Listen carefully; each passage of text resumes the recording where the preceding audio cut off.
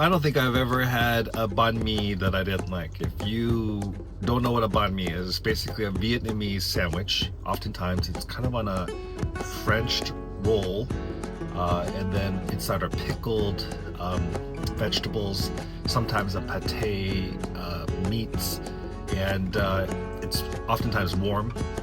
And if you've been to Lee's Sandwiches, you know what I'm talking about as well. But the pickled banh mi is maybe one of the best locations I've had for banh mi. It's like less than $8, but the banh mi's are so good and there's a lot to choose from.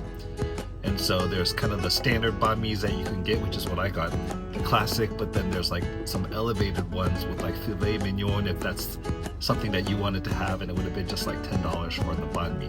One banh mi is enough to, make a person pretty full. Now I did get two because they're $8, so I thought, well, I'll just get two, but I can only still finish 1.5, and I'm going to save that half for later. And this is a good location.